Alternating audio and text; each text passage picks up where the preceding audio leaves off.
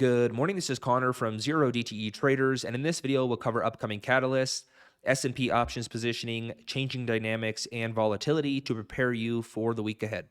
Week participants will receive flash PMI readings from S&P along with durable goods data on Wednesday, Q4 GDP growth on Thursday, and PCE on Friday, the Fed's preferred inflation metric. The IPO market will also be in focus as cloud computing firm CoreWeave debuts on the Nasdaq. Backed by Nvidia, this company aims to raise $2.7 billion with a valuation target of $26 billion, a key test for the struggling AI sector. Participants will also monitor developments on the U.S. reciprocal tariffs set to take effect on April 2nd. On the earnings calendar, key names set to report include GameStop, Dollar Tree, Chewy, and Lululemon. To start the week, the SPX Gamma Index, which measures dealer gamma, is negative at negative 710 million notional. Reference price 56.67, that is the previous session's close, trading below the 5700 flip. Dealer Dynamics 101, when you're below the flip, that is referred to as negative gamma. And dealers are short gamma and hedge by selling weakness, buying strength, resulting in higher volatility, weaker levels, lower PIM predictability, and reduced liquidity. If we look at the SPX Gamma Index chart, we can see that this has been the regime for about 4 or 5 weeks now. Bears clearly in control. If we can break and hold above 5,700, the market will be pushed into positive gamma, where dealers are long gamma and hedge by buying weakness, selling strength. Overall, this is just a more stabilizing regime, generally referred to as the buy the dip regime. So potential transition here this week.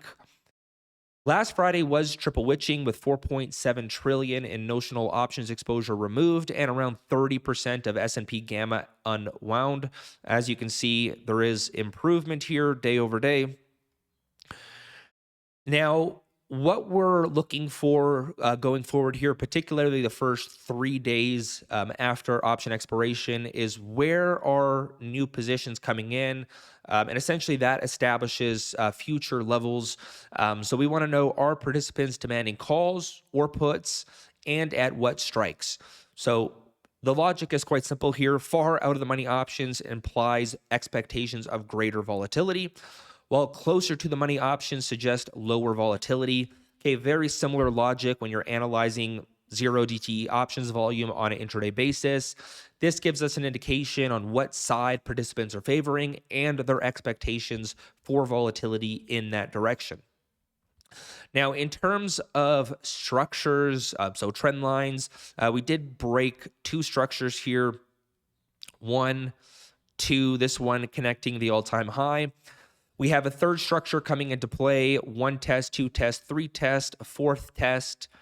Well, we don't exactly know what level that's going to come in at because that depends on time and velocity. Nonetheless, this remains a logical upside target and could act as resistance.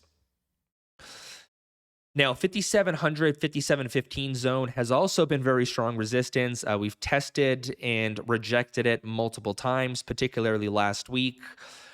Now, given the fact that we've had the option expiration, there was substantial removal in open interest at 5,700, which has weakened this zone. So if we look at open interest change data, 5,700, we can see quite the reduction there, which removes gamma from that strike, essentially requiring less demand to push above. So last week, our view was that the market was going to be boxed in between 5,600, 5,700, 2 major gamma levels. But now, post OPEX, more likely to move out of this range. Now, we sold 5,715 call credit spreads last week. That was the flip last week. So note the flip shifted lower here, 15 points. And this worked out very well. 3 trades, 3 winners. Although we want to be approaching the flip here a little bit differently because there is a higher probability of reclaiming that flip, of seeing a regime change this week, given the change in options dynamics. Now, reclaiming the flip often sparks a squeeze rally. Now, the S&P is up 1.2% in the pre-market here, so the extent of upside, I think, is in question. Nonetheless, if we break over this 5,700, 5,715 zone, what was once resistance becomes support. So instead of favoring call credit spreads, we may be favoring put credit spreads at that strike. Time will tell here. We're recording this before the market opens, but potential transition here today or early this week. I think that's the point. Just to provide a different visual, this is the SPX notional gamma. 5700 is that flip transition. All strikes above positive, that is supportive for the market price. All strikes below negative, that is destabilizing for the market price. Also on the downside here is 5565, which is the JP Morgan put strike expiring on, well, the end of the quarter here, so March 31st.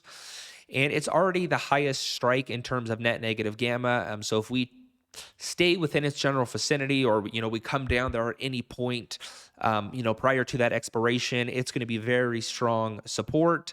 That, in addition to 5500, which is not very standout here in terms of notional gamma, but it is a big whole number. It is the low of this pullback, so it's most certainly going to be watched by many. So our case here is that 5565, 5500 is going to provide very strong support going into month end. Now, this is the put caller trade. I'm not going to talk it out. You can go ahead and screenshot this, but this is the dynamics of this put caller hedge that we see every quarter. Lastly, in terms of volatility, since a signed tariff deal has not been reached, this poses jump risk for volatility.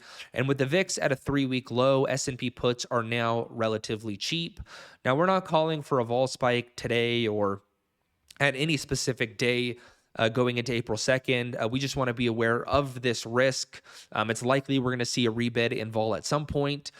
And when you have an upcoming catalyst, and vol has contracted substantially, where puts are significantly cheaper than they were 2 weeks ago. If the VIX starts to turn up, SPX starts to turn down, momentum is present. Participants tend to chase that put exposure, which could slam the markets lower. So I think just probably the biggest risk out here for equity markets, and something we want to pay close attention to. However, if SPX can break over the flip and dealers shift to that long gamma position, that would suppress realized volatility, right? So recall dealer dynamics 101. Above the flip, dealers buy dips, sell rips. That lowers volatility, and when there's lower volatility, it attracts volatility sellers. So there's most certainly, I think, potential for further volatility contraction. Next major support zone shows at 16.8.